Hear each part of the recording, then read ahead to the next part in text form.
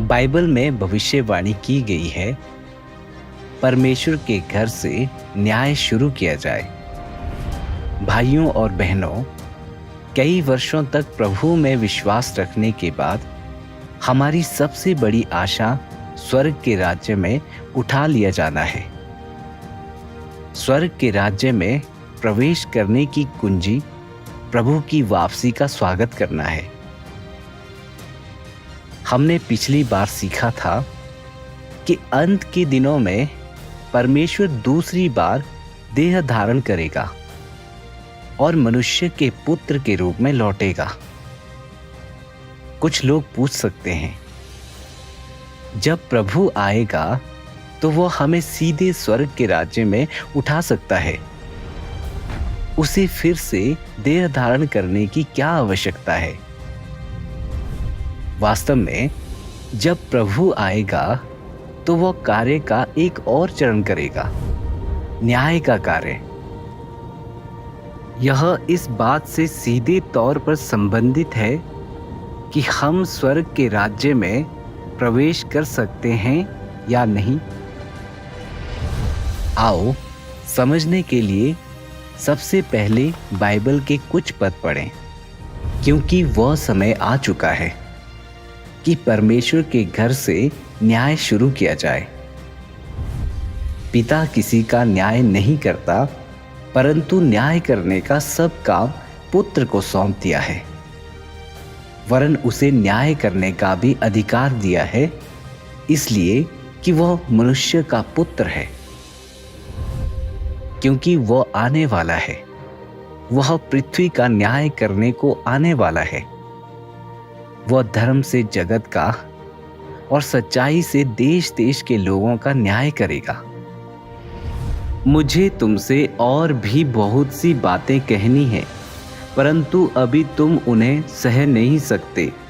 परंतु जब वह अर्थात सत्य का आत्मा आएगा तो तुम्हें सब सत्य का मार्ग बताएगा। यदि कोई मेरी बातें सुनकर ना माने तो मैं उसे दोषी नहीं ठहराता, क्योंकि मैं जगत को दोषी ठहराने के लिए नहीं, परंतु जगत का उद्धार करने के लिए आया हूं। वो जो मुझे नकार देता है और मेरे वचन नहीं स्वीकारता, उसका भी न्याय करने वाला कोई है। मैंने जो वचन बोले हैं वे ही अंत के दिन उसका न्याय करेंगे। प्रभु यीशु ने भविष्यवाणी की थी कि अंत के दिनों में वह सत्य व्यक्त करने और न्याय का कार्य करने के लिए मनुष्य के पुत्र के रूप में लौटेगा। बाइबल में 200 से अधिक स्थानों पर न्याय के कार्य का उल्लेख है। तो न्याय का कार्य किसके लिए है? क्या यह केवल अविश्वासियों के लिए है? बाइबल हमें बताती है, क्योंकि वह समय आ चुका है कि परमेश्वर के घर से न्याय शुरू किया जाए। परमेश्वर के घर में कौन है? जब हम परमेश्वर के घर की बात करते हैं तो यह निश्चित रूप से उन लोगों को संदर्भित करता है जो उसमें विश्वास रखते हैं। इसलिए परमेश्वर के घर से न्याय शुरू किया जाए का अर्थ है कि न्याय उन लोगों से शुरू होता है जो परमेश्वर में विश्वास रखते हैं। परमेश्वर का यह कार्य उन लोगों को बचाने के लिए है जो उसका स्वागत कर सकते हैं और अंत के दिनों के उसके वचनों को स्वीकार सकते हैं। यह पहले अविश्वासियों का न्याय करने के लिए नहीं है, क्योंकि बाइबल में ऐसी कई भविष्यवाणियां हैं जिनमें उल्लेख है कि परमेश्वर अंत के दिनों में न्याय का कार्य करेगा। तो यह निश्चित रूप से वह कार्य है जिसे परमेश्वर अवश्य पूरा करेगा। कुछ लोग उलझन में पड़कर पूछ सकते हैं, हमने जीवन भर प्रभु में विश्वास किया है और हमारे पाप पहले ही क्षमा कर दिए गए हैं। जब प्रभु आएगा तो उसे हमें सीधे स्वर्ग के राज्य में उठा लेना चाहिए। फिर भी न्याय परमेश्वर के घर से ही क्यों शुरू होना चाहिए? हम जो प्रभु में विश्वास रखते हैं, हमें फिर भी न्याय के कार्य से क्यों गुजरना होगा? यह महत्वपूर्ण प्रश्न हमारे उद्धार और स्वर्ग के राज्य में प्रवेश के गंभीर विषय से संबंधित है। अगर हम परमेश्वर के न्याय के कार्य के महत्व को नहीं समझेंगे, तो हम प्रभु का स्वागत करने और स्वर्ग के राज्य में उठाए जाने का अवसर गंवा देंगे। आगे आओ इस विषय पर संगति करें।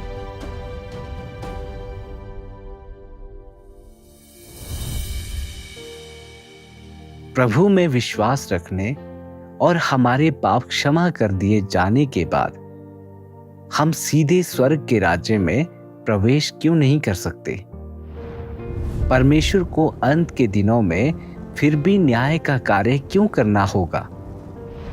स्वर्ग के राज्य में प्रवेश करने की आवश्यकता है।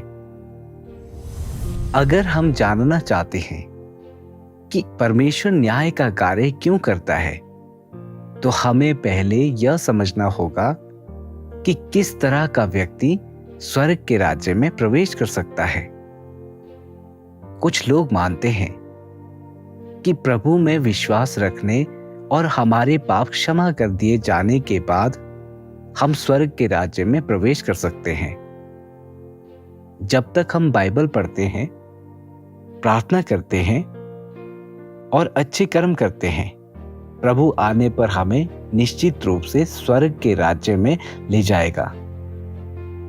क्या यह दृष्टिकोण सही है? स्वर्ग के राज्य में प्रवेश करने के लिए हमें पहले उसमें प्रवेश करने की आवश्यकताओं को जानना होगा। स्वर्ग के राज्य में प्रवेश करने की आवश्यकताएं मनुष्यों द्वारा तय नहीं की जाती हैं। परमेश्वर ही अपने राज्य के द्वारों का स्वामी है। अंतिम निर्णय केवल परमेश्वर का ही होता है। केवल प्रभु के वचन ही सत्य, मार्ग और जीवन है। जहां तक इस बात का सवाल है कि किस तरह का व्यक्ति स्वर्ग के राज्य में प्रवेश कर सकता है, आओ देखें कि बाइबल क्या कहती है। प्रभु यीशु ने कहा था, जो मुझसे हे प्रभु कहता है, उनमें से हर एक स्वर्ग के राज्य में प्रवेश ना करेगा, परंतु वही जो मेरे स्वर्गीय पिता की इच्छा पर चलता है।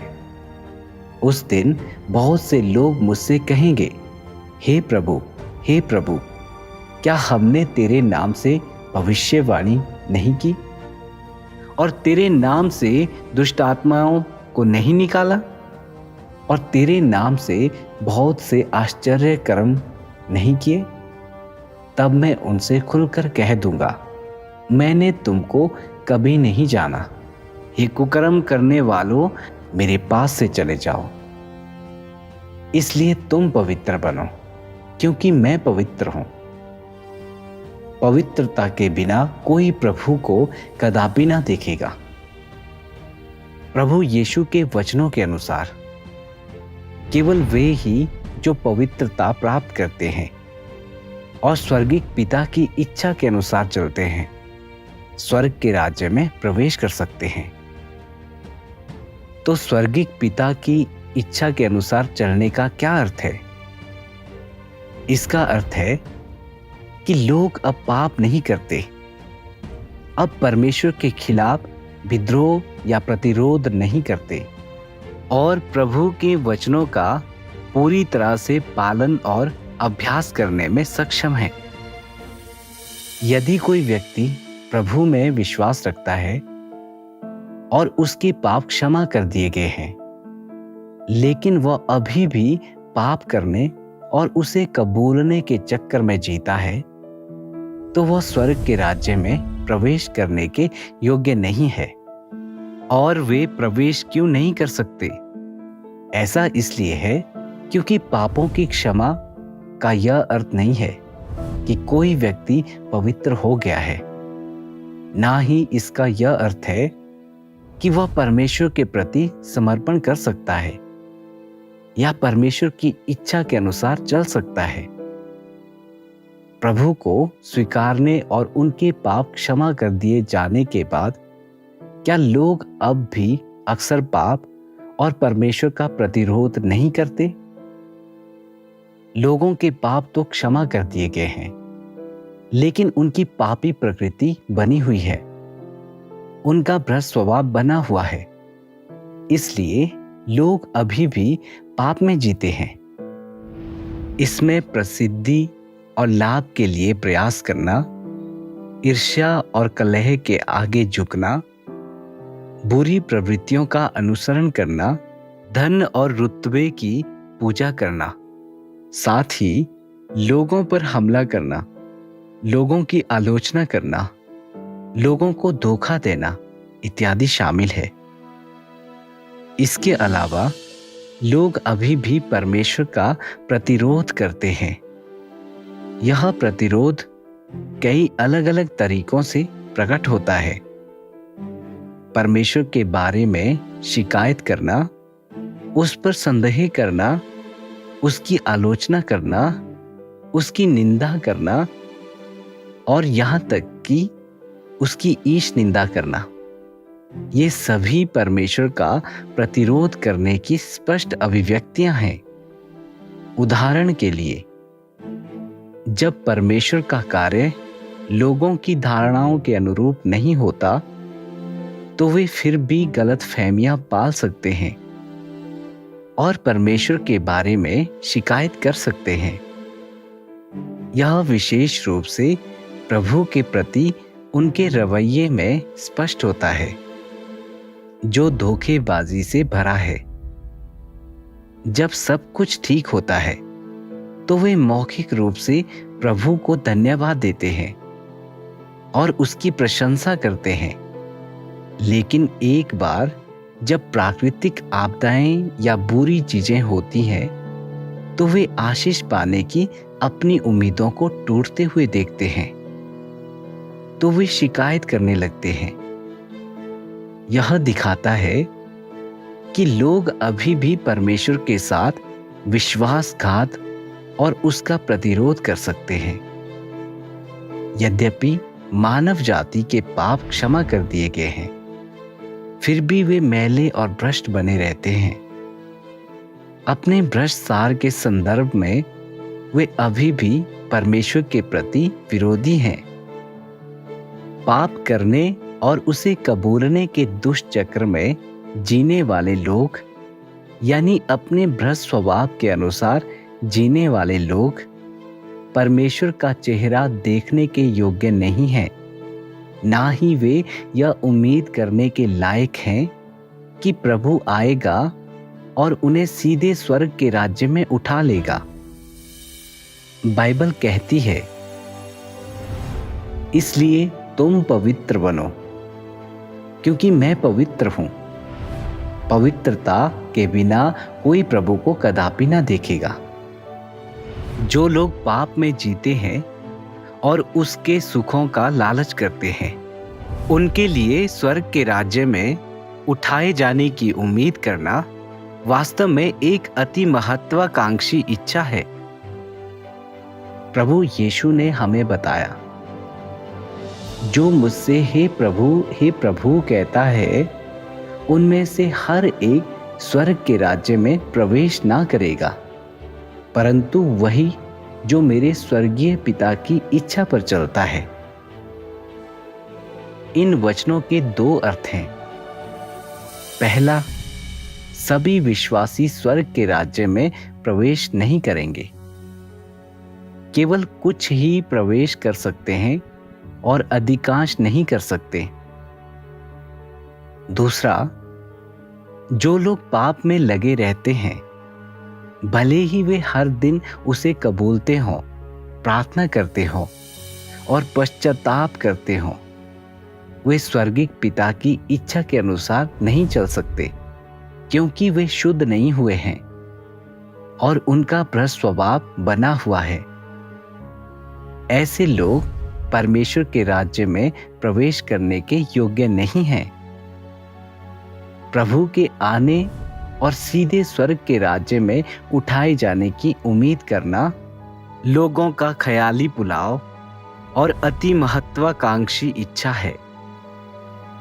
प्रभु यीशु ने कभी ऐसा कोई वादा नहीं किया, इसलिए इसमें कोई संदेह नहीं है कि जो लोग पाप में जीते हैं वे परमेश्वर के राज्य में प्रवेश करने के योग्य नहीं हैं। यह परमेश्वर के धार्मिक और पवित्र स्वभाव द्वारा निर्धारित होता है, जैसा कि प्रभु यीशु ने कहा, मैं तुमसे सच सच कहता हूं कि जो कोई पाप करता है वह पाप का दास है। दास सदा घर में नहीं रहता, पुत्र सदा रहता है। भाइयों और बहनों, आओ अब इस प्रश्न पर विचार करें। कई वर्षों तक प्रभु में विश्वास रखने और हमारे पाप क्षमा कर दिए जाने के बाद क्या इसका मतलब यह है कि हम सीधे परमेश्वर के राज्य में उठाए जाने के योग्य हैं? नहीं, क्योंकि हम अभी भी अक्सर पाप कर सकते हैं और हमने अभी तक पवित्रता प्राप्त नहीं की है। हाँ, क्योंकि हम प्रभु में विश्वास रखते हैं और हमारे पाप क्षमा कर दिए गए हैं, हम सीधे स्वर्ग के राज्य में प्रवेश कर सकते हैं।